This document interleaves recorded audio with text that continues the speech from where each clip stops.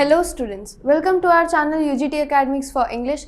My name is Labdhi Bhatia और इस video में मैं आपको आपकी फर्स्ट फ्लाइट टेक्स्ट बुक का चौथा चैप्टर द डायरी ऑफ एने फ्रैंक पढ़ाने जा रही हूँ, जो एक ओरिजिनल बुक, एक original diary of a young girl में से उठाया हुआ एक एक्सट्रैक्ट है और उसमें कुछ अडेप्टेशंस मतलब कुछ चेंजेस भी हो सकते हैं या फिर कुछ बातें ऐसी है जो वहाँ से ली गई है। ठीक है, ये पूरा का पूरा स्टोरी आपका एने फ्रैंक, एक रियल गर्ल, उसने अपनी डायरी में अपनी बातें लिखी है उसके ऊपर है। ठीक है, उसमें से ही लिया, उस डायरी में से ही लिया हुआ ये एक एक्सट्रैक्ट है जो आपकी बुक में रखा गया है।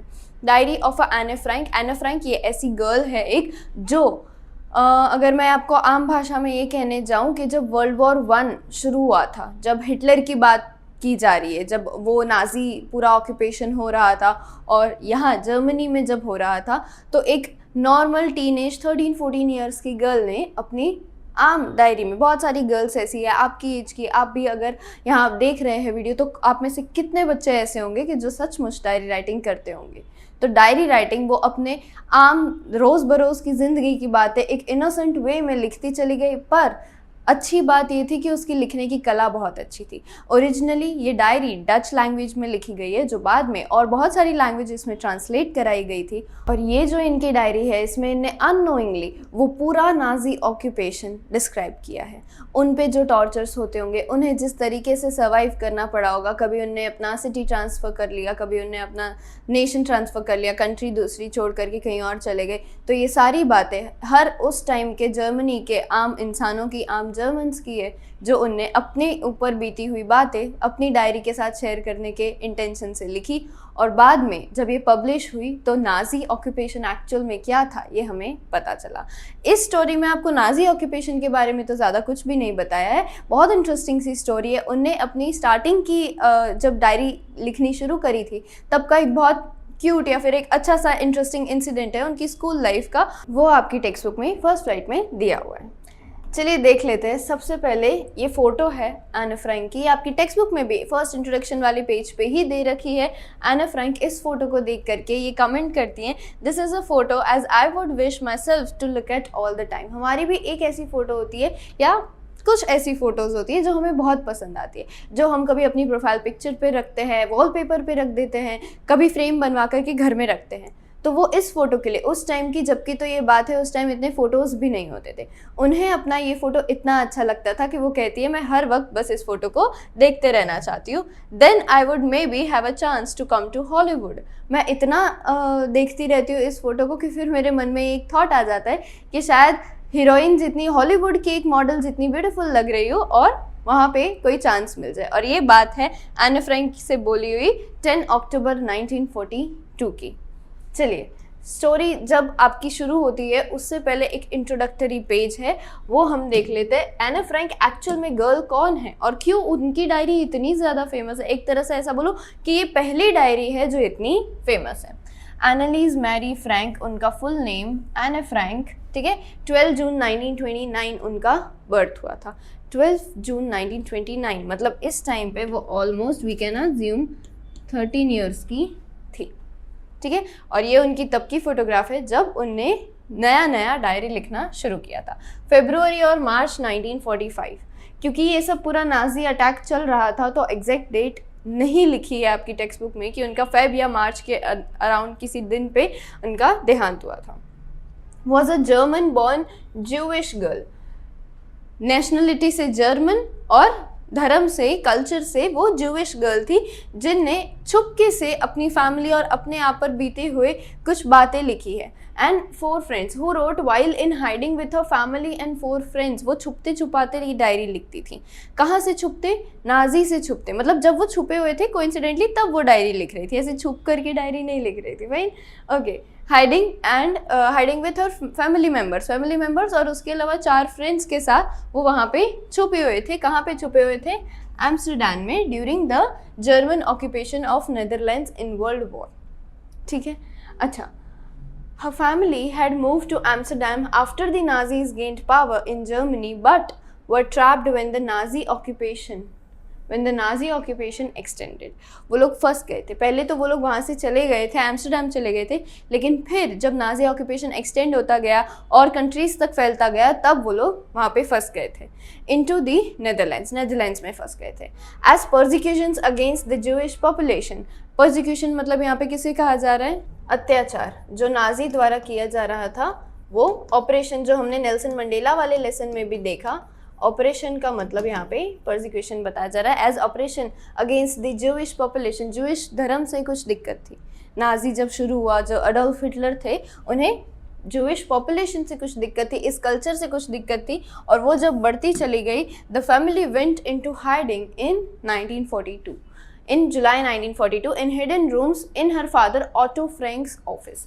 एक हम एंड में कहीं पे सारे कैरेक्टर्स लिख लेंगे रिवीजन के लिए, ठीक है। ऑटो फ्रैंक उनके फादर का नाम था। ऑटो फ्रैंक की ऑफिस में जाकर के ये लोग छुप गए थे। आफ्टर 2 years इन हाइडिंग, 2 साल तक छुपे रहने के बाद उनको पता चल गया कि वो कहाँ पे छुपे हुए हैं। किसी धोखे से पता चला, किसी अपने ने ही बता दिया, ऐसा कुछ था। Was betrayed and transported to the concentration camp, और वहाँ से उन्हें कंसंट्रेशन कैंप सिस्टम में भेजा गया, वेयर एने डाइड ऑफ टाइफस इन बर्जन-बल्सन। यहाँ पे उनकी डेथ हो गई, टाइफस की वजह से डेथ हो गई। With in the days of her sister Margot Frank, उनकी सिस्टर का नाम है मार्गोट फ्रैंक, और मार्गोट की डेथ हुई उसके कुछ दिनों में ही एना फ्रैंक की भी डेथ हो गई। Her father auto, the only survivor of the group, जब भी ये सारा सिस्टम ख़त्म हुआ उसके बाद सिर्फ उस पूरे ग्रुप से, with her family and 4 friends, उस पूरे ग्रुप में से सिर्फ एक पर्सन बचे थे, हर फादर ऑटो फ्रैंक। उनने जब वो एम्स्टरडेम वापस आए after the war ended, to find that her diary had been save, उन्हें पता चला कि ये सब काफ़ी कुछ जला होगा, ऑफकोर्स काफ़ी कुछ टूट फूट गया होगा, चीज़ें तो फिर फेंक देने वाली कंडीशन में ही होगी, लेकिन उन्हें सही कंडीशन में आने की डायरी मिली। अब कोई भी फादर है, ठीक है, बच्चे की कोई निशानी मिलेगी और वो भी इतने बुरे हादसे के बाद, तो वो ऑफकोर्स संभालने की कोशिश करेंगे। तो उनने वो डायरी ली कि बच्ची क्या लिखती थी, कभी ध्यान से बैठ के पढ़ूंगा, कभी यादगिरी रूप में रख लेता हूँ, ठीक है, इस तरीके से।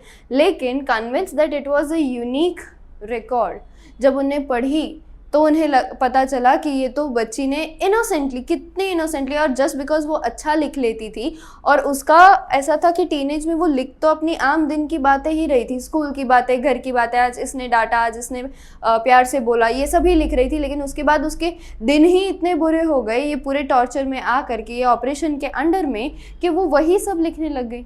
अब कुछ बहुत बड़ा ट्रेजेडी चल रहा है, फिर भी हम डायरी राइटिंग में अच्छी बातें ही लिखते चले गए, आज मेरी घड़ी भी टूट गई इस चक्कर में, ये तो नहीं लिख सकते हम, ठीक है।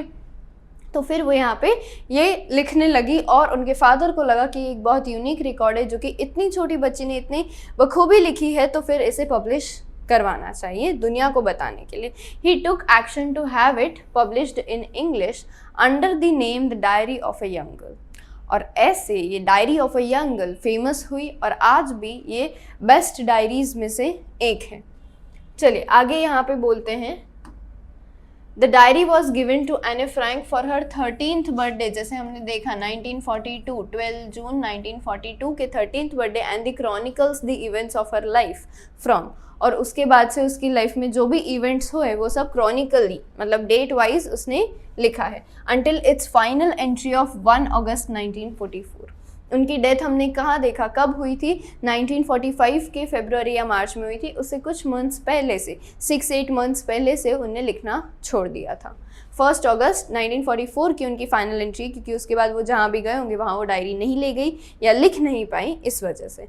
It was eventually translated from its original Dutch into many languages, publish English में हुई थी, और ट्रांसलेट मतलब लिखा गया था जब तो उनने अपनी रोज़ बरोज़ की ज़िंदगी में, तो वो डच लैंग्वेज में। डच एक नेदरलैंड की भाषा है, नेदरलैंड्स की भाषा है, जिसे इंग्लिश में पब्लिश कराया और उसके बाद बहुत सारी और लैंग्वेजेस में ट्रांसलेट भी करवाया है, and became one of the world's most widely read books.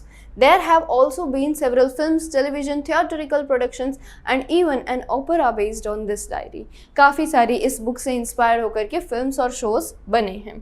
Described as the work of a mature and insightful mind, ऐसा लगता था कि 12-13 साल की बच्ची ने भी इतना खूबसूरत तरीके से ये चीज़ लिखी है, और बिल्कुल मच्योरली, क्योंकि वो जो एक्सपीरियंस कर रहे थे वो सारी चीज़ें भी बहुत मच्योर थी तो उनने वही सारी बातें लिखी। The diary provides an intimate मतलब close experience examination of daily life under Nazi occupation. एक नाजी ऑक्यूपेशन के अंडर दबे हुए लोगों का क्लोज एग्जामिनेशन उसने लिखा था, क्योंकि वो खुद भी एक विक्टिम थी। एने Frank has become one of the most renowned, सबसे ज़्यादा फेमस में से एक, and discussed of the holocaust victims. Holocaust मतलब जूइश के जो लोग थे जो नाजी के अंडर में विक्टिम थे, उनमें से सबसे ज़्यादा फेमस नाम एक एने फ्रैंक का भी हो गया कि अच्छा एने फ्रैंक नाजी ऑक्यूपेशन के अंडर में मरी थी। यहाँ तक इंट्रोडक्शन होता है और अब हम शुरू करते हैं एने फ्रैंक की डायरी के रिलेटेड बातें। जब वो कह रही हैं writing in a diary is a really strange experience for someone like me. मेरे जैसे किसी गर्ल के लिए तो डायरी में लिखना एक बहुत अजीब बात है, समझ ही नहीं आता कि क्यों लिखना है, बोल नहीं सकते किसी को, और लिखते लिखते मतलब लिखने का मन होता है, हम शुरू करते कि चलो अब से इम्पॉर्टेंट सारी चीज़ें हम नोट डाउन करेंगे, अच्छी बुरी सब। हमारा भी काफ़ी बार मन करता है कि कहीं ये चीज़ कैप्चर कर ले, कहीं लिख ले, कहीं अब तो फ़ोन का ज़माना आ गया है तो टाइप ही कर ले कहीं पे ब्लॉग की तरह। लेकिन फिर लिखना जब हम शुरू करते तो ऐसा होता है छोड़ना, कौन सा दूसरी बार पढ़ना भी है, या क्यों इसमें फालतू में क्यों हम छोड़ो, भूल जाते हैं बात को, लिखने की मेहनत क्यों करनी, ये चीज़ आ जाती है। अच्छा, अब एने फ्रैंक कह रही है मेरे जैसी गर्ल को डायरी लिखने की क्या ज़रूरत है, जब मेरी फैमिली इतनी सपोर्टिव है, इतनी लविंग और इतनी फ्रेंडली है, और मेरे पास इतने सारे लोग हैं जिनसे मैं बात कर सकती हूँ, तो फिर क्या ज़रूरत है कि मैं डायरी लिखूँ। No need, fine, but still I feel कि मुझे एक डायरी की, एक ट्रू फ्रेंड की ज़रूरत है। Writing okay, not only because I have never written anything before, इसलिए नहीं बल्कि क्योंकि मैंने कभी भी लिखा नहीं है इस तरीके से, बल्कि because it seems to me that later on neither I nor anyone will be interested. ना तो मैं ना तो और कोई भी व्यक्ति ये बुक खोल के एक 12-13 साल की रैंडम बच्ची की बातें देखना पसंद करेगा, will be interested in the musings. आज जो मुझे अम्यूज्ड लग रहा है, आज जो मुझे फन लग रहा है, फन या फिर अम्यूजिंग, उस बात में आगे जाके मुझे या किसी भी और को क्यों ही इंटरेस्ट होगा एक 13-year-old स्कूल गर्ल की बातों में। ओह well, it does not matter, उन बातों का तो कोई मतलब नहीं रहता। आई फील लाइक राइटिंग, मुझे लगता है कि मुझे लिखना चाहिए, और उससे भी ज़्यादा मुझे ज़रूरत है लिखने की, अपने दिल से सारी बातों का बोझ बाहर निकालने की, to get all kinds of things off my chest. Anyways, the most important line of the lesson is paper has more patience than people. Fine? यहाँ से एने फ्रैंक ने डायरी लिखना शुरू किया। क्यों? Paper has more patience than people. वो क्या कहना चाहती है यहाँ पे हमें कि बुक जो होती हैं, जहाँ पे हम मतलब अगर हम डायरी राइटिंग कर रहे हैं या हम जेन्युइनली कोई नॉवल लिख रहे हैं, और वही अगर कोई स्टोरी हमारे माइंड में, हम बोले आज तो मुझे ये सपना आया करके अगर हम किसी को सुना रहे, बोले कि फालतू बातें कर रहे हो, ऐसे सपने नहीं होते, लेकिन वही अगर हम एक अच्छी स्टोरी बना करके बुक छाप दे तो लोग पैसे दे करके पढ़ने के लिए आएंगे। यही बातें तो राइटर को अच्छी लगती है पेपर के बारे में, कि पेपर ना जज करता है, ना रोकता है, ना टोकता है, ना सुन के एक्सप्रेशन देता है, वो बस अपने अंदर हमारी सारी बातें समा लेता है, और वो चीज़ें सिर्फ हम जब भी चाहें, क्योंकि हमें पता है हमने कुछ तो ऐसा लिखा है, जब हम चाहें या याद करें हम दोबारा पढ़ सकते हैं। अगर हमें इंटरेस्ट नहीं भी है, हमें नहीं भी पढ़ना, then it will never call us back कि तुमने वो बात तो कर दी थी, अब तुम वापस मुझसे कभी बात नहीं करती हो। कुछ भी कंप्लेन या कोई भी तारीफ, बुराई, कोई भी चीज़ पेपर नहीं करता, वो पेशेंटली हर चीज़ सुन लेता है, पीपल की तरह जज नहीं करता है। I thought of this saying मतलब ये जो कोट है, इसके बारे में उन्हें तब विचार आया, one of those days when I was feeling a little depressed, जब मुझे ऐसा लग रहा था कि मेरे तो कोई दोस्त हैं ही नहीं। And I was sitting at home with my chin in my hands मतलब ये ऐसे करके जब मैं बैठी हुई थी, बोर्ड एंड लिस्टलेस मतलब क्या करना है समझ में नहीं आ रहा है, बस ऐसे करके बैठी हुई थी। Wondering whether to stay in or go out, समझ में नहीं आ रहा कि घर पे रहूँ, बाहर जाके खेलूँ, क्या करूँ क्या नहीं करूँ, समझ में नहीं आ रहा है।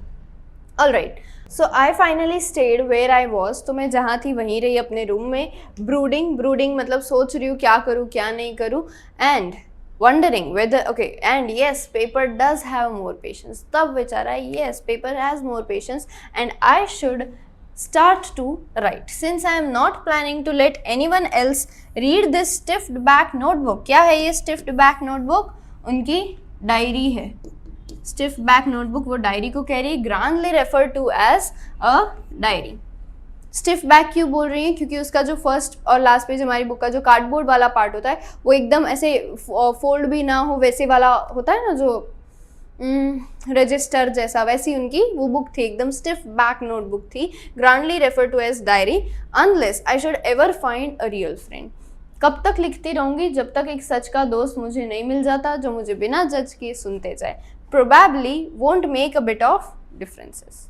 और आई गेस कभी मिलेगा भी नहीं, अभी के जैसे ही हमेशा के लिए यही हो जाएगा कि डायरी मेरी हमेशा के लिए बेस्ट फ्रेंड रह जाएगी। और अगर कोई अच्छा फ्रेंड मिल भी जाता है फिर भी डायरी लिखना तो आई गेस हमेशा के लिए कंटिन्यू हो जाएगा। Now I am back to the point that prompted me to keep the diary first place. क्या था वो पॉइंट? I don't have a friend. उनके पास कोई दोस्त नहीं था। हालांकि उनकी फैमिली बहुत लविंग थी और उनके पास ऐसे 25, 30, 50 लोग थे जिन्हें वो दोस्त बुला सके। Let me put it more clearly, क्योंकि कोई भी ये बिलीव नहीं करने वाला कि एक 13 साल की बच्ची के पास दोस्त नहीं है, स्कूल नहीं, सोसाइटी नहीं, कुछ भी नहीं, completely alone in the world. ऐसा नहीं है। तो फिर कैसा है? And I am not alone. I have loving parents and a 16-year-old sister. Who is this 16-year-old sister? हमने आगे क्या नाम देखा? Margot Frank. And there are about 30 people I can call friends. I have a family, loving aunts, a good home. अच्छा घर भी है. No, on the surface, I seem to have everything except my one true friend. हर चीज़ है मेरे पास लेकिन ऐसा एक true friend नहीं है। तो ये 30 में से ऐसा कोई भी नहीं है जो अच्छा हो, ऐसी बात नहीं है। All I think about when I am with friends, जब ये 30 लोगों के साथ होती हूँ, I am thinking that I am having a good time. अच्छा टाइम है, मज़ा आ रहा है दोस्तों के साथ। तो यही होता है, कभी झगड़ ले, कभी मना ले, कभी खेल ले, कभी बस फालतू की बातें किए जाए। लेकिन उन्हें ये चीज़ थी कि मैं अपनी सीरियस और इम्पॉर्टेंट बातें किसी से नहीं करती हूँ। तो अब 12-13 ईयर्स के बच्चे के पास क्या इंपॉर्टेंट और ऐसा हो जाएगा, ठीक है? अनलेस कि कुछ ट्रेजेडी सब में सच में चल रही है उनकी लाइफ में, उसके अलावा उनके पास क्या ही ऐसी बात हो जाएगी। स्कूल प्रोजेक्ट से इंपॉर्टेंट तो और क्या ही होगा, ठीक है? I can not bring myself to talk about anything but ordinary everyday things. मैं तो बस रोज़ की सिंपल बातें ही करती रहती हूँ दोस्तों के साथ। We don't seem to be able to get any closer, और इसकी वजह से हम क्लोज फ्रेंड्स नहीं बन पा रहे। क्लोज फ्रेंड्स बनते भी हैं तो वो 15 से 18-20 साल तक की एज के लोग बनते हैं। And that's the problem. Maybe it is my fault only that I cannot confide in them. Confide का मतलब have confidence. I cannot have confidence. मैं अपनी सीरियस इंपॉर्टेंट बातें उनसे नहीं कर सकती। लेकिन ट्रुथ तो ये है कि अभी उनके पास कोई सीरियस इंपॉर्टेंट बातें ही नहीं है।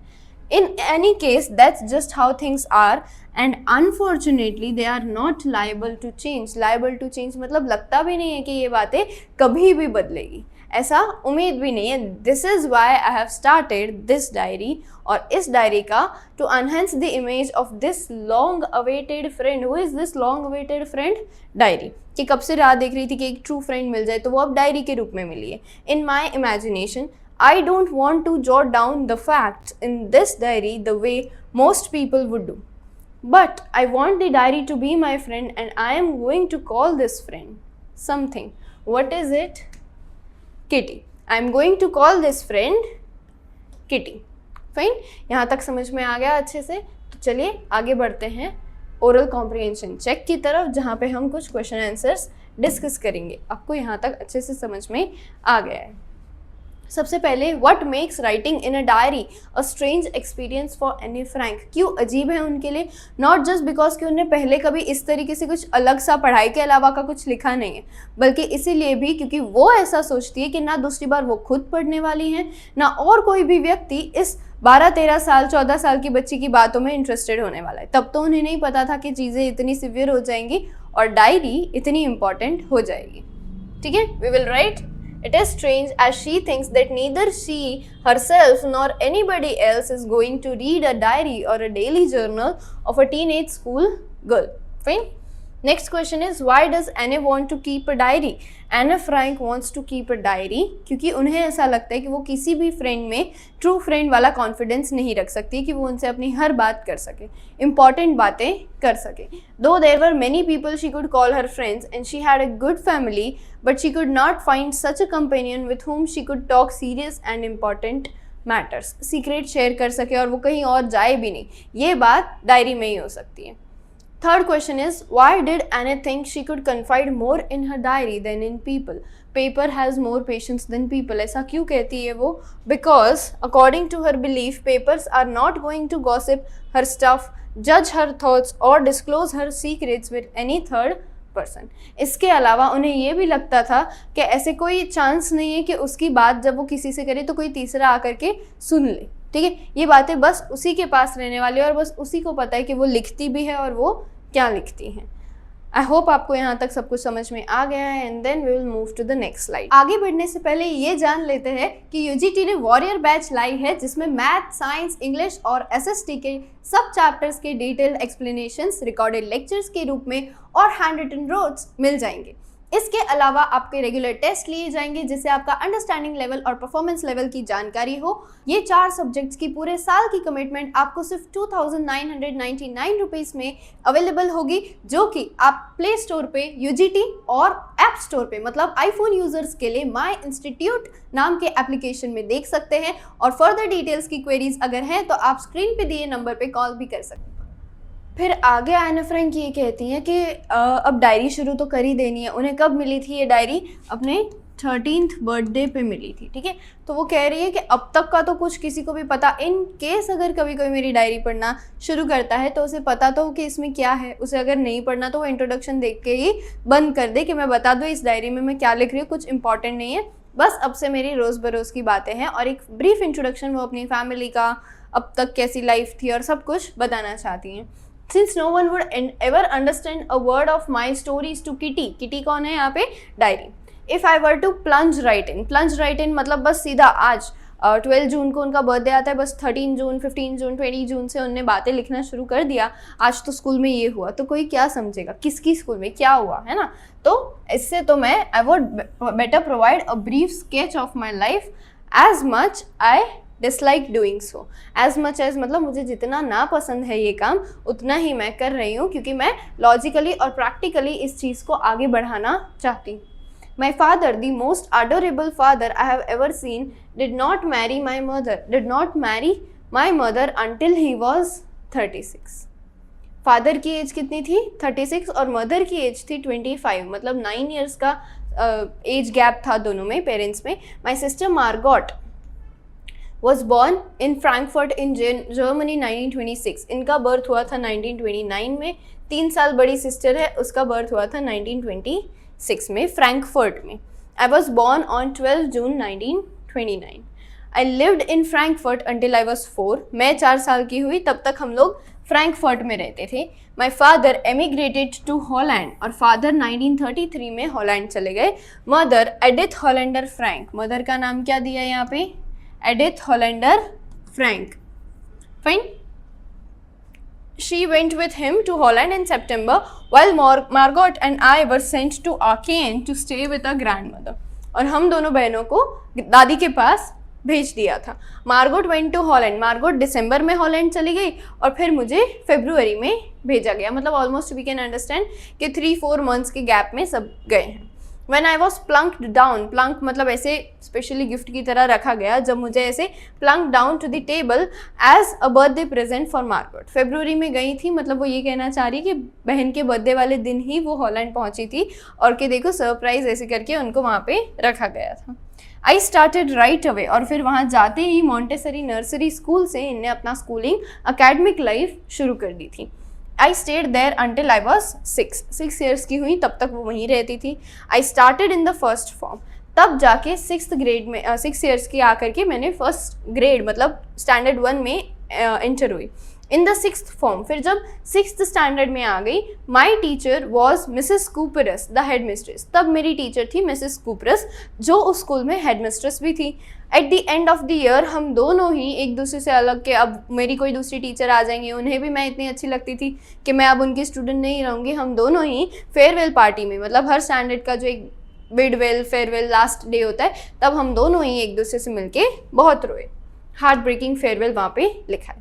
इन द समर ऑफ 1941, अब एना फ्रैंक जो है वो अपनी दादी के लिए का अपना प्यार बता रही है कि 1941 के समर में ग्रैंड मदर बहुत बीमार हो गई थी, जिसकी वजह से जून में मेरा बर्थडे नहीं मनाया गया।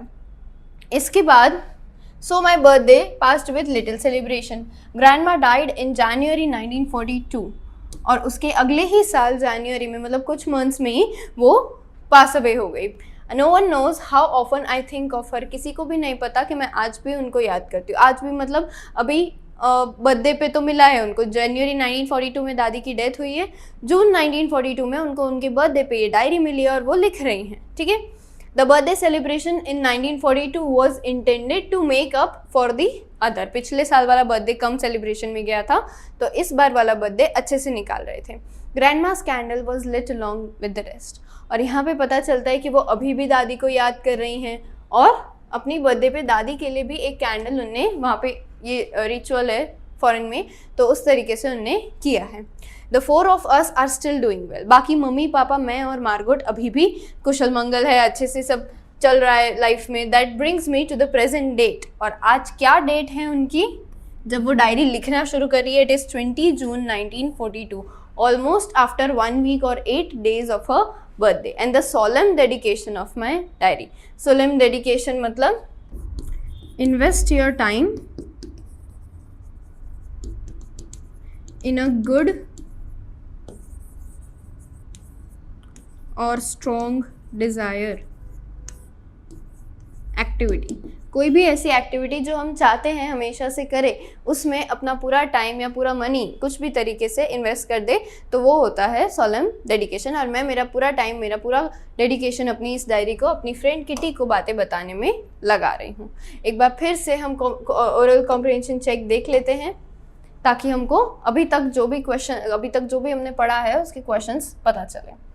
Why does Anne provide a brief sketch of her life? तो एन फ्रैंक अपनी लाइफ का एक छोटा सा स्केच क्यों दे रही है, ऐसा इंट्रोडक्शन क्यों बता रही है? मम्मी का नाम, पापा का नाम, उनकी शादी कब हुई थी, हमारा बर्थ कब हुआ था, ठीक है। Because the reader must know who she was and what affairs और what matters are written in the diary. What tells you that Anne loved her grandmother. तो हमने देखा यहाँ पे कि एने बता रही है कि अब उनकी डेथ को 6 months हो गए हैं, फिर भी मैं उन्हें याद करती हूँ। मैंने मेरे बर्थडे पे उनके लिए एक अलग कैंडल भी लिट करी थी। ये सारी बातें वो बता रही हैं। And then we will move further. अब शुरू हो रही है उनकी डायरी। फाइनली ये पूरा पेज एज इज, जैसा उनकी बुक में लिखा होगा, उनकी डायरी में लिखा होगा, वैसे लिया गया है। Saturday 20 June 1942। Dearest Kitty, our entire class is quaking in its boots. Quaking in its boots मतलब सबके पैर काँप रहे हैं, सब लोग इतना ज़्यादा डरे हुए हैं कि क्या रिजल्ट आएगा। The reason of course is the forthcoming मतलब अपकमिंग, आने वाला meeting, in which the teachers decide who will move up to the next class. Next form मतलब नेक्स्ट क्लास, कौन पास होगा, किसको रिपीट करवाना है, who will be kept back, कौन फेल होगा। Half the class is making bets. आधे से ज़्यादा क्लास में पास होगा, तू पास होगा, यही बातें कर रहे हैं। GN is one of the friends. हम एक बार क्लासमेट्स के नाम तो इसी पेज पे लिख देते हैं। GN, I मतलब एना फ्रैंक खुद, ठीक है। GN and I laugh ourselves at the 2 boys behind us। हमारे पीछे 2 और बॉयज़ हैं, CN एंड जैक्वस, ठीक है। Okay, who have stake their entire holiday savings. और उन्होंने जितनी सेविंग्स की थी वो सब बेट पे लगा दी, और सुबह से लेकर के छुट्टी होने तक वो लोग एक ही बात कर रहे हैं, not I am going to pass, they are talking you are going to pass. CN बोल रहा है जैक्विस तुम पास होगे, जैक्विस बोल रहा है नहीं तुम पास होगे। ये ऐसे no I am not, no you will pass. Even G's pleading glances, G मतलब GN की बातें हो रही है कि GN ऐसे प्लीज चुप हो जाओ, ऐसा बोल रहे हैं, प्लीज करते हुए नजर कर रहे हैं। And I am angry outburst, मेरे एंग्री आउटबर्स्ट में गुस्से से उनके ऊपर चिल्ला रही हूँ या उनको गुस्से में देख रही हूँ, फिर भी वो शांत नहीं हो रहे। सुबह से लेकर के स्कूल शुरू होने से स्कूल ख़त्म होने तक वो यही करते रहे। If you ask me, there are so many dummies that about a quarter of the class, मतलब 100 में से 25 बच्चों को रख देना पड़े वापस, तब जा कर के ऐसा लगे कि हाँ ठीक है अब अच्छे बच्चे नेक्स्ट क्लास में आए। इतने सारे डमीज मतलब डम चिल्ड्रन क्लास में है। Should be kept back, a quarter of the class should be kept back, but the teachers are the most unpredictable creatures of the earth. तो यहाँ पे एना फ्रैंक क्या कह रही है, लेकिन टीचर्स जो अच्छा बच्चा है कभी कभी उसको भी कीप बैक कर लेती है, और कभी कभी जो बच्चा ऐसा है कि मुश्किल से पढ़ रहा है उसको आगे दया खा के भेज देती है। तो टीचर्स को कोई प्रिडिक्ट नहीं कर सकता है। आई am not so worried about my girl friends and my self. मैं खुद और अपने फ्रेंड्स के लिए बिल्कुल भी चिंता में नहीं हूँ. We will make it. मुझे पता है हम सब तो पास हो जाएंगे. बस मैथ सब्जेक्ट के लिए मुझे थोड़ा सा डर लग रहा है. क्यों डर लग रहा है? हम फिर भी कुछ भी कर नहीं सकते, हमें बस वेट करना है. Until then we keep telling each other not to lose heart. तब तक हम बस एक दूसरे को दिलासा दे रहे कि कोई बात नहीं, जो भी आएगा रिजल्ट अपने ने जो पढ़ा है वही आएगा. इनके जैसे स्टूपिड बेट्स हम नहीं लगा रहे हैं. Fine. Then I get along pretty well with all my teachers. Anne Frank फिर बता रही है, जब मैथ की बात आती है कि मेरी वैसे तो सभी टीचर्स के साथ बहुत अच्छी बनती है और मेरे सबके साथ अच्छे टर्म्स हैं. There are 9 of them, 7 men and 2 women. Total 9 teachers है, 7 men and 2 women. ठीक है. मिस्टर कीजिंग, एक सर है mister Keesing, the old fogey who teachers math. Fogey मतलब ओल्ड फैशन, एकदम ऐसे एक तरह से बोल सके कि सड़ू या बहुत स्ट्रिक्ट टीचर जो कि मैथ्स पढ़ाते हैं, was annoyed with me for ages because I talked so much. तो वो कह रहे हैं कि मैं बहुत टाइम तक मैं बहुत ज़्यादा बातें करती हूँ, इसलिए उनकी और मेरी बहुत सालों से नहीं ही बन रही. हर क्लास में अगर वो आते हैं तो हर बार ही वो मुझे डांटते हैं. ऐसा हमारा रिलेशन है. आफ्टर सेवरल वार्निंग्स ही असाइंड मी एक्स्ट्रा होमवर्क. कुछ वार्निंग्स देने के बाद वो मुझे एक्स्ट्रा होमवर्क देने लग गए. N essay on the subject a chatter box. पहली बार उन्होंने मुझे ऐसे दिया. मैथ टीचर होकर के इंग्लिश का ऐसे या जो भी लैंग्वेज का उन्होंने मुझे ऐसे लिखने दिया, चैटर बॉक्स. चैटर बॉक्स मतलब वो व्यक्ति जो बहुत बकबक करता है. A chatterbox, what can you write about that. सबसे पहले तो विचार यही आया था, लेकिन मैं खुद एक चैटर बॉक्स हूँ, इसीलिए मुझे ये ऐसे मिला है, ये सोच करके उनने रख दिया.